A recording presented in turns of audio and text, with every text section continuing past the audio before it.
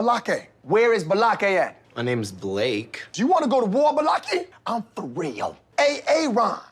Ron is here, everyone. Welcome back for more SPTV, where every day is a great day not to be in a cult. Speaking of not being in a cult, Tom Cruise. Well, no, he is in a cult. All right. Let me bridge one subject to the other subject a little better than that. Is Scientology canceling its disconnection policy? I'm going to say no, but there was a couple articles last week that have inspired me to do this video. And I figured it's always a good excuse to remind the world that Scientology is an international multi-billion-dollar family-destroying human trafficking cult whose most famous member is Tom Cruise. And when we're talking about Scientology enforcing familial disconnection, Tom Cruise and Nicole Kidman come to mind. Now, what happened with Tom Cruise and Nicole Kidman and their kids, Connor and Isabella, was because of Tom Cruise's status and because of Nicole Kidman's status, what I would probably characterize more like a soft disconnection, where the kids were turned against their mother. They were basically brainwashed to believe that their mother was an evil, suppressive person. And for the sake of not creating just horrifically bad international PR for Scientology, my understanding is that Tom Cruise's kids never officially disconnected from their mother. But the Scientology brainwashing and conditioning and programming were such that it sure as hell put a chill on that relationship for a very long time. And actually, Tom Cruise even enforced disconnection within his own family, with even Scientologists in his family. In fact, one of the earliest videos on this channel is a video about Tom Cruise kicking his niece, Jamie Lesavoy, out of the family. This is an example of Tom Cruise being the super Scientologist and doing what he thinks is best, not what he's told is best. Okay, so since we're talking about Tom Cruise, we're talking about Scientology's policy of enforced familial disconnection. What is it that kicked off? What is it exactly that inspired this video? It was a blog and then a blog post and then a follow-up blog post on the Underground Bunker blog. So let's take a look at it and let's talk about it a little bit. So it says, is Scientology having second thoughts about destroying families? Okay, this was just a few days ago. Okay, mouse isn't. Here we go. One of our correspondents sent us a very interesting new dispatch, and we want to emphasize that this is just a single data point from one individual. They themselves cautioned us that what had happened was so unusual. They were struck by it and wanted us to know about it. A briefing occurred recently at a Scientology facility that we're not going to name in order to protect our correspondent's identity. What we can say is that an official with high rank in technical matters was addressing a group of Scientologists and asked them about the state of their communications with members of their families that are not Scientologists. Our correspondent said the group responded with the usual thing, that they apply the good roads, good weather policy and speak to their non-Scientologist family members maybe only once a year or so. To their surprise, those present were told that this was the wrong thing to do and that they should try to communicate more with these family members. They are not suppressive persons and that they should reach out to them more often. Quote, I think that what is going on is that they're starting to recognize that family disconnection is really bad PR for them and they can't continue to ignore it. They're trying to come up with some handling for it. This kind of change in direction only happens by direction from the very top. Okay. The blogger then says, is our correspondent jumping to conclusions after only a single incident? Or is it possible that a sea change is occurring and an ex-Scientologist and never ends could perhaps begin hearing more often from their family members still in the church?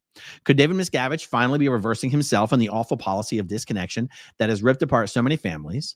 Well, as we say, it's only a single data point, and we'd need to see a lot more evidence to convince us that a real change was happening. But we'd like to hear from other readers who may have heard something similar or who may be hearing from their Scientologist family members again.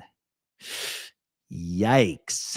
When I first read this blog post, I thought, and I don't know, but I still think this, that whoever it is that sent this communication into the Underground Bunker blog,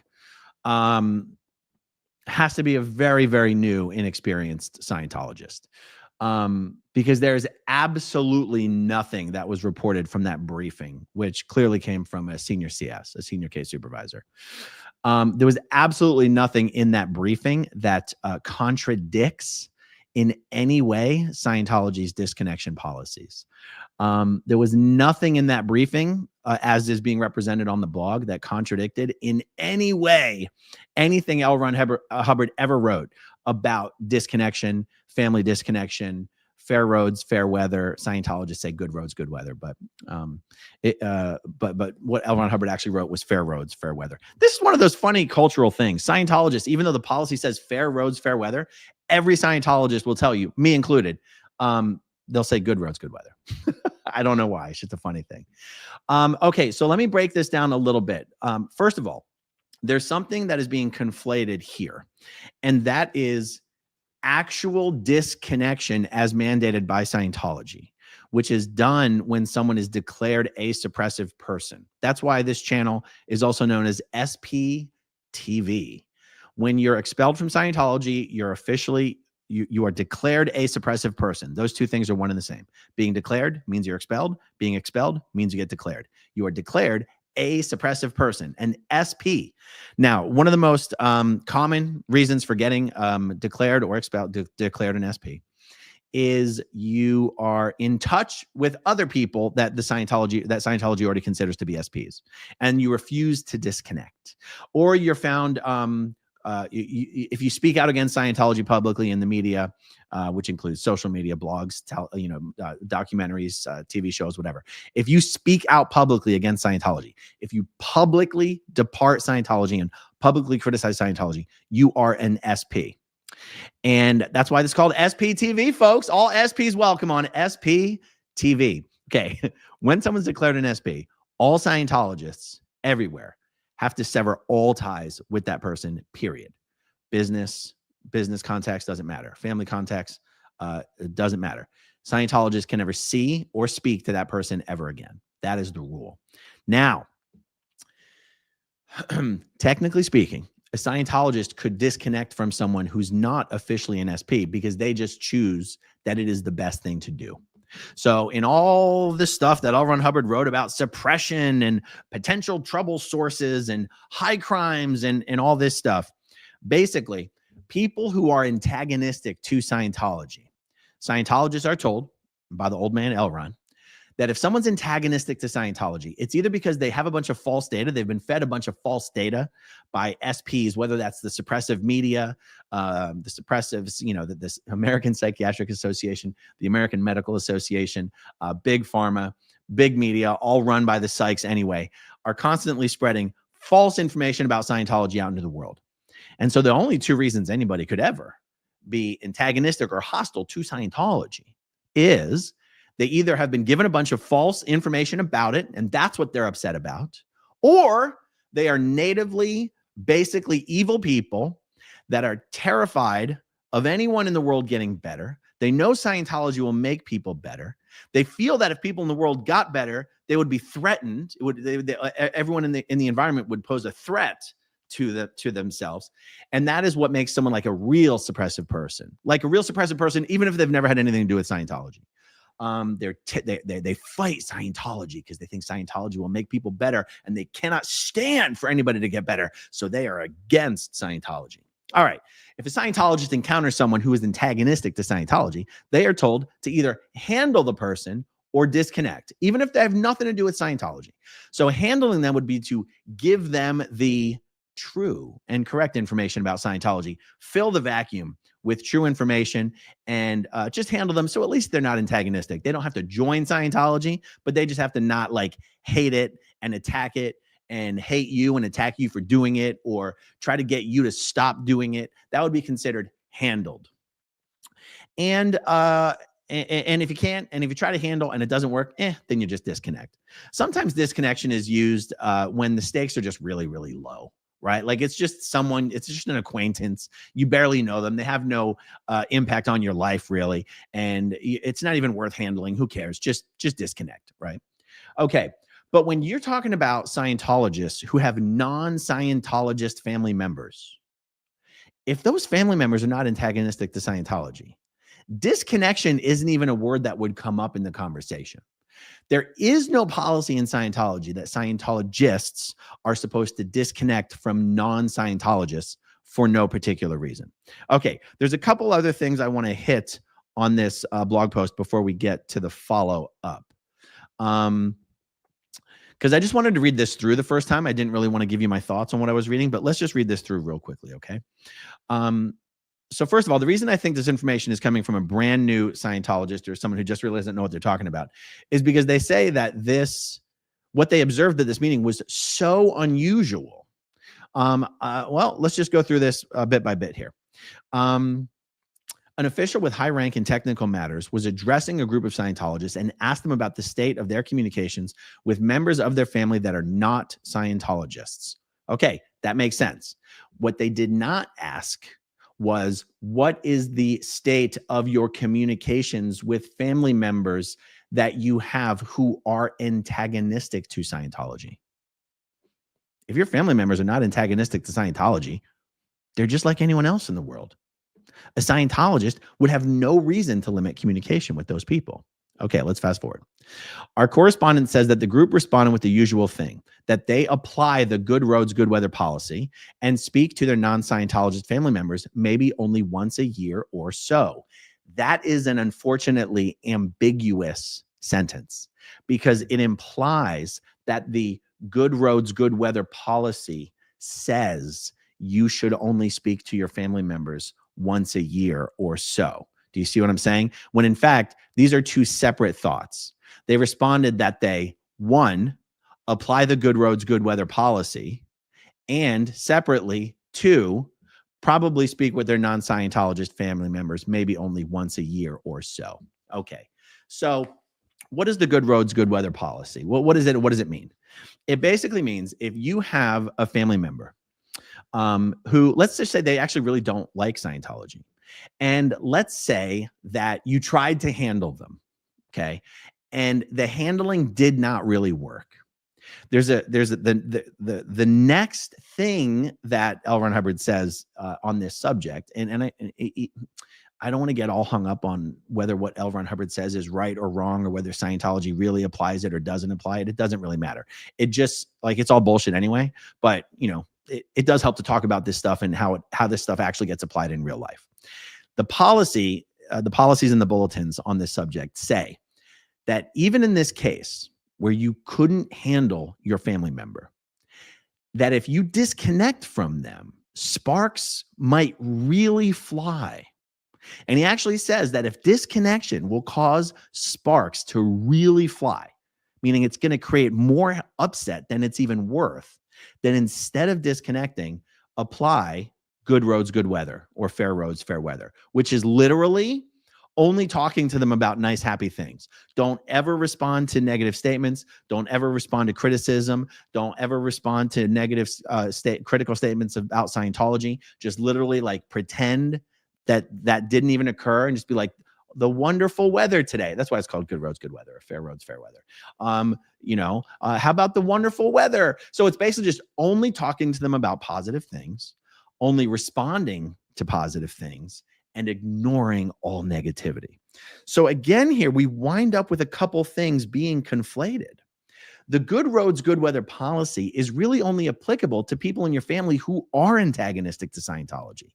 It also doesn't say, and only talk to them once a year or only talk to them twice a year. But what can happen, and this is more of a cultural thing in Scientology, is that because there's so much negative information out there about Scientology, and because it's easily accessible to everyone, you just wind up with this sort of cultural problem where Scientologists tend to end up having less and less communication with their non-Scientologist family members. But it has nothing to do with Scientology policies on the subject. Nothing whatsoever. There's literally no Scientology policy that encourages restricting communication with family members. And I could easily refer you to many places that Scientologists could point to go, it's actually the opposite. Like, you're not supposed to create antagonism in your family members on the subject of Scientology. You're supposed to do the opposite. And I think you could easily argue that Scientologists who have almost no communication with their non-Scientology family members, especially ones who aren't antagonistic to Scientology, end up creating more antagonism on the subject of Scientology. And they almost create the impression that Scientology is a cult. Now, that's because Scientology is a cult. It's a multi-billion-dollar family-destroying international human trafficking cult. But Scientologists contribute to creating that impression in their family members by sort of culturally not communicating with them very much. I speak from experience. My father was never a Scientologist. My folks were never married, actually. That's why I have the two last names. My mom's last name is Smith. My dad's last name is Levin. And my name is Smith-Levin. My folks were really never even actually like together as a couple. And they were never married. And my dad was never in Scientology. And my mom is the one who raised me and my brother for the most part. And we would visit my dad for a couple weeks in the summer because we lived on the East Coast and my dad lived in Minnesota. My dad, through my entire life, had never said a single negative word about Scientology to me ever. And yet I still only spoke with him on basically Christmas and birthday. On Christmas and on my birthday. And then whenever we would, go visit him annually. And I was never really encouraged to.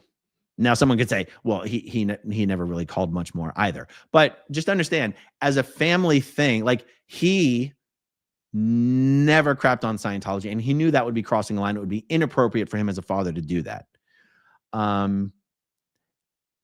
And yet, I was never encouraged to have more communication with him. That is something that in retrospect was not good. And there was no real reason for it either. Just no real reason. It's just, on the one hand, it's laziness, but there's another thing.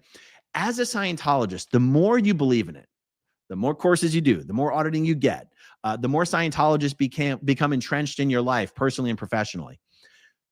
It just happens to be true that culturally speaking, you feel like you have less in common with non-Scientologists.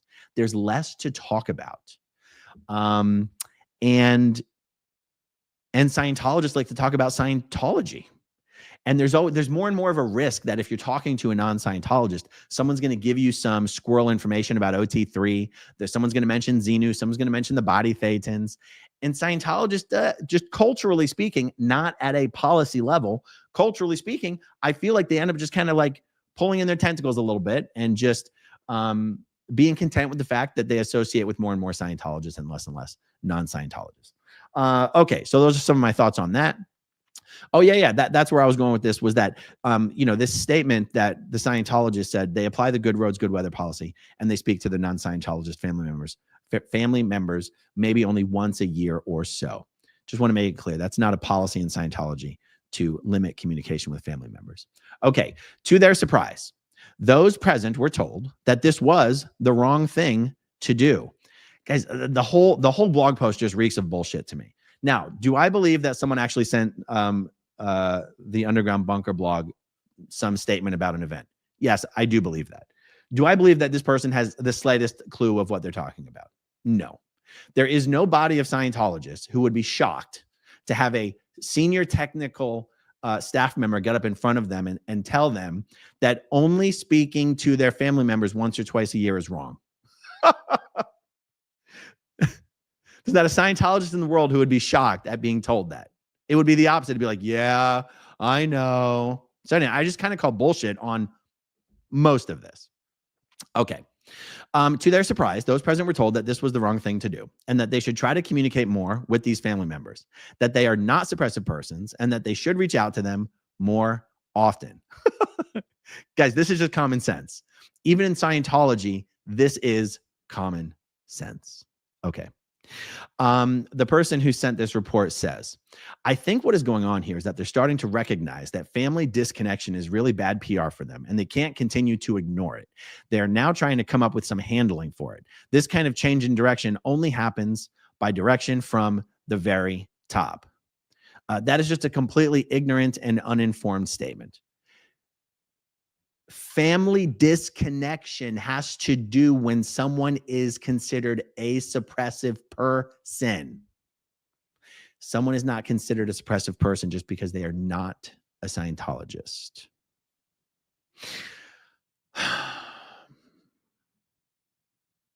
The person even says that the technical person who was running the meeting specifically said, you should try to communicate with these family members more often. They are not suppressive persons. The person submitting this report from this meeting would have to be so new to Scientology that they do not understand the difference between actual Scientology disconnection and just Scientologists not being very comfortable with or prioritizing communicating with their non-Scientologist family members. Okay. And then yeah. So then the question is asked, is this correspondent jumping to conclusions after only a single incident? See, I would argue it's not even a single incident. There's no incident. No one has encouraged anything that would contradict the disconnection policy. Or is it possible that a sea change is occurring and that ex-Scientologists and never-ins could perhaps be hearing more from their family members who are still in the church? See, honestly, what rubs me slightly the wrong way about all this is that, anyway, it doesn't matter. The person writing this article knows better than what they're publishing here. The person writing this article is probably one of the most informed people in the world of media about Scientology and knows the difference between actual disconnection, enforced familial disconnection, and just Scientologists not having great communication with their non-Scientologist family members. So no, former Scientologists should not be expecting to hear more from their still in Scientologist family members. And we'll get into that a little bit more in a minute. Okay. Could David Miscavige finally be reversing himself on the awful policy of disconnection that has ripped apart so many families? As we say, this is only a single data point, and we would need to see a lot more evidence to convince us that real change was happening. But we'd like to hear from other readers who may have heard something similar, or who may be hearing from their Scientologist family members again. Yeah. Okay. So the very next day, there was a follow-up blog post giving some feedback from some former Scientologists on this subject. And what surprised me is that none of the feedback that was published pointed out that Scientology disconnection and whether you call your grandma often enough are two subjects that are so completely different. They're not even in the same ballpark. So let's take a look at what some of the feedback was. Scientology lessening the disconnection madness. Our readers are skeptical. Okay.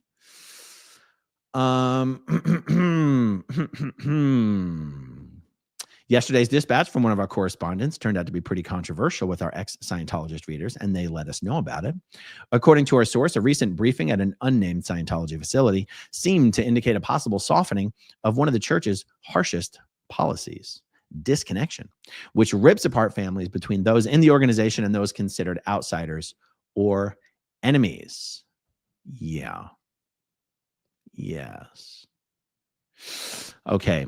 Our correspondent suggested that it was so surprising to see a senior technical official encouraging members to reach out to non-Scientology family members and to do so regularly, my pearls, not regularly, that it might suggest an actual change in policy coming from church leader David Miscavige himself. I'm sorry, I just cannot help it. It is so silly to take what actually occurred, which is a senior CS giving a briefing to a bunch of public and basically encouraging them to have better communication with their non-Scientologist family, and even implying that it might in some way be tied to David Miscavige changing course on Scientology's policy of enforced familial disconnection. I don't know why it bothers me so much. I think it's because I know that this person knows better. I think that's, it's absolutely insane. Okay. We emphasize that this was only one data point coming from one source, and the ex-Scientologists in our audience let us know that they were pretty skeptical about a conclusion that would indicate a softening of the policy by David Miscavige. They let us know it in the comments and in emails. Okay, so let's hear what some of the feedback is. All right, Phil Jones. He says, I remember once at an event, David Miscavige said something along the lines of, we're not moralists, and we thought that maybe sect checks would ease off a bit. No such luck. And even if this disconnection thing is eased off, I don't see it lasting. In Scientology, the evil will always rise to the top. And so far, we've heard nothing from the kids or my brother or my sister. In fact, we're going to a memorial in a few weeks for a dear family member. My brother asked their spouse to contact me and tell me not to talk to him. Wow. If he goes to it, and I'm there also. Wow. See, I mean, you guys want to talk about Scientologists creating how come I'm not able to change my view here? Oh no. StreamYard is screwing. Okay. You want to talk about Scientologists creating horrible PR for Scientology with family members. Despite the fact that L. Ron Hubbard actually said you should not do that, Phil Jones just gives the perfect example. So Phil's got a brother who's still in Scientology, and as he says here, Scientologist brother emails non-Scientologist family member to tell ex-Scientologist Phil Jones, can you please tell him not to talk to me if we're at the same event? Because I would really appreciate that. It's crazy. Because technically speaking, Phil Jones's Scientologist brother would not get in trouble for showing up to a family event where Phil was and walking up to Phil and saying, don't speak to me. You don't get in trouble for that. It's not like you automatically get space cooties and have to go in for a decontamination session.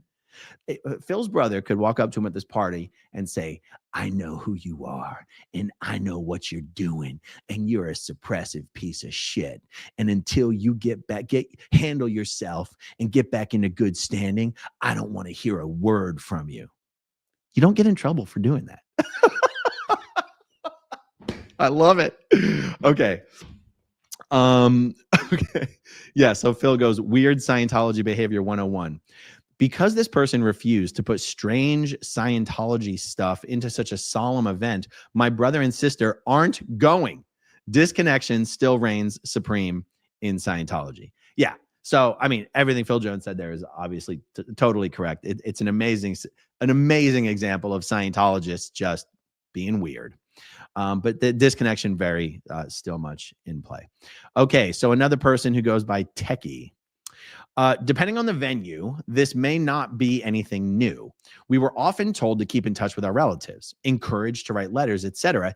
at the INT base.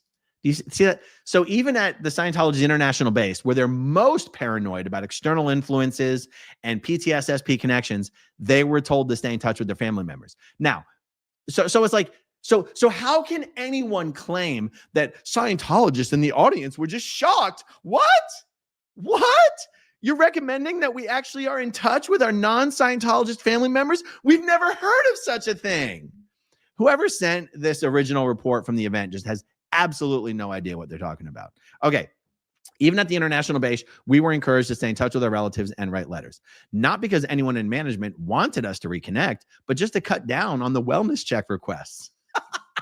That's amazing.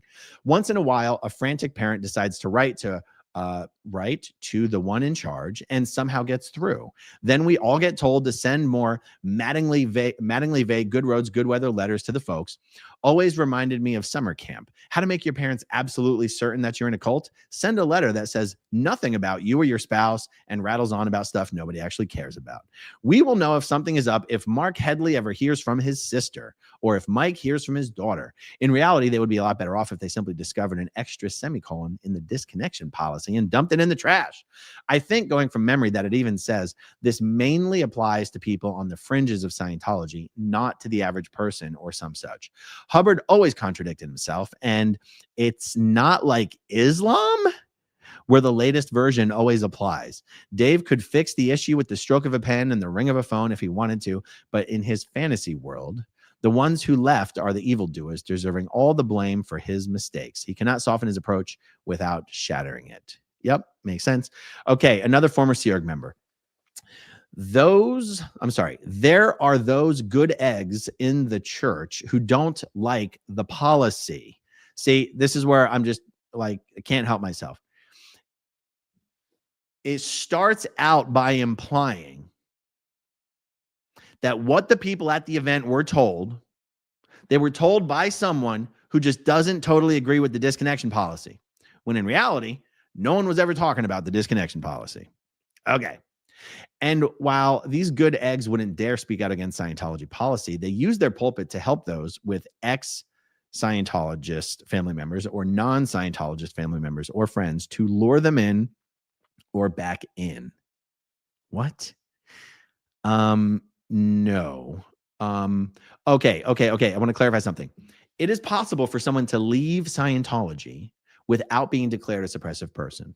If someone's done some Scientology courses and then they just drift away and they don't take any more courses and they don't get any more auditing and they just never come back in, but they never say anything negative about Scientology, they never speak out publicly against it, they never try to get their other family members out, you could have that person referred to as an ex-Scientologist or an offline Scientologist, but they're also still in good standing. That is the key. They're in good standing. There's nothing that's been issued that said they're bad or anything like this. So if you have a Scientologist whose family member is a declared SP and disconnection has been implemented and applied, you are never actually allowed to try to encourage that person to come back. Like, not proactively. Like in Phil Jones's case, maybe his brother has to see him at an event and, you know, says it to him, like, you need to get your shit, you take care of your shit and do your A to E steps. The A to E steps is the steps to get back into Scientology's good graces. But you're not allowed to just originate communication to your family members, your declared family members, to try to get them to do their A to E steps. You're not allowed to do that. Okay, so the sentence that I was taking issue here with was, I guess, that sometimes good eggs in Scientology would encourage Scientologists to try to lure their SP family members back into the church. But that would actually not happen that way. So let's see. And of course, no SPs get such treatment. Well, there you go. Okay, that clarifies it. My thought is that this is what this was. However, it could also be an attempt to keep staff in place by appearing to relax such rules. I've seen and heard it both ways. Okay, someone else says they're looking for new public. They hope to reg their families. Okay. Another reader, just because one person encourages family connections means nothing. Maybe that one person realized this disconnection does not make people happy or more able and just decided on his own. Maybe he believes L. Ron Hubbard saying that communication is the universal solvent is more important than disconnection. After all, L. Ron Hubbard never specifically said to disconnect from non-Scientology family. Not only did he never specifically say to do it, he very specifically said not to. Okay. He only said that 2% of people were suppressive persons. So all Scientologists having very little contact with their non-Scientology families does not make sense. Thank you very much. Except for a short time early in my membership in the cult, I always stayed in touch with my non-Scientology family. Maybe this one person was just smarter than most staff and realized that disconnection is rarely very workable. I feel quite certain David Miscavige would not agree with this, as he seems to be a horrible person who loves to destroy people and families. What is probably true is most public Scientologists would like for disconnection to be canceled, but they don't talk about it except in rare circumstances. All right, well, I think you guys pretty much get the point. It does seem that the response to this was more or less unanimously that no, this is not an effort to ease disconnection or cancel disconnection. And yeah, I just wanted to take it one step further and go, it's not even an instance of one Scientologist encouraging an easing or a canceling of the disconnection policy. It's literally what the last person said, just a staff member who's a bit smarter than the average bear over there and realized that actually having more and more good communication with your non-Scientologist family members could only bring better and better PR to Scientology, and that encouraging Scientologists to do that just makes sense, which is true. And it's not even a new thing. It's just something that Scientologists don't pay a lot of attention to. Okay, let's go through a couple auto-starred comments here, and then we'll wrap it up because I got some more stuff going on this evening. Lethanda Grauklinger, always so good to see you. Thank you for gifting 5 channel memberships. Feels like it's been a little while, Lethanda. I've been missing you, Lethanda. Dave Owens, this is a new form of recruitment, possibly. Not so much, Dave, not so much. But actually, now that you mention it, it does logically follow that if you have better and better relationships with your non-Scientologist family members, you are in a position to potentially be more successful in eventually getting those people to join Scientology. So it does make sense, although I would stop short of calling it an outright recruitment strategy. It is an overall though, it would be a positive PR and eventual recruitment strategy for sure. Susan P, SID, good to see you, Susan. Thank you for being a channel member for 8 months. Julia O'Connell, love that you were doing all this good work, Aaron. Thank you, Julia. I appreciate it. And thank you as well for being a channel member for 8 months. M. Sargent, question, can little Davy really make a change like this? Doesn't this go directly against L. Ron Hubbard policies? Thank you for the question, and thank you for being a channel member for 7 months. David Miscavige can make whatever effing change he wants to. For the most part, when he makes big sweeping changes, David Miscavige has changed almost everything in Scientology since he took over. Yes, although technically he should not have been able to. In reality, he's changed pretty much everything. Now, for the most part, if he wants to enact a change, he has to convince the Scientologist that he found some secret L. Ron Hubbard memo or advice that was never complied with, that was hidden by a bunch of SPs. And he's going to do something now because it's what L. Ron Hubbard really wanted all along, and no one knew it before. However, there's actually a policy letter in Scientology called HCO Policy Letter, Structure of Organization, What is Policy? Where L. Ron Hubbard lays out a framework where it is acceptable to go back through old policy and find policy that was created at the time to handle a problem that no longer exists. And L. Ron Hubbard created a mechanism in his own policies to cancel his own policies. And I've never seen David Miscavige just come out and overtly say, this L. Ron Hubbard policy applied then and was good then, but is no longer applicable now and is canceled now. I've never seen Miscavige do that. I've always wondered why. Because he could if he wanted to. He could if he wanted to. He's been able to trick everyone anyway on how to change everything. From the Ideal Org program to the first Golden Age of Tech to the second Golden Age of Tech to canceling all the auditor certificates to combining orgs, combining celebrity centers with local orgs, combining day orgs with foundation orgs, canceling the St. Hill Special Briefing Course, canceling the OEC FEBC, canceling Key to Life, like all sorts of craziness that Miscavige has pulled off. Thank you for the question. I appreciate it. Samantha Clark says, there are so many people disconnected from that aren't going to hear from their families. It's cruel for them to suggest otherwise. I agree. And look, if there was actually some data point that popped up that made it seem like something was going on, I'd be all for it. I'd be all for it. I guess what really ruffled my feathers on this is that even the original report made it crystal clear to anyone who knew what they were talking about that this had absolutely nothing to do with Scientology disconnection or a change in policy. And what can happen with the media, landscape being the way that it is, sometimes simple headlines, even headlines posed as questions, can, to people who didn't read the whole thing, can result in people having an idea that something has changed. So I just wanted to take the opportunity to share my thoughts on it and to explain why ain't nothing changed. All right, guys, that is it for now. Thank you so much for hanging out with me. Thank you, as always, to everyone who watches until the very end. And I'll talk to you soon. Okay, if you want to see my rock and roll songs, click right on this guitar. And if you want to see a different one of my videos,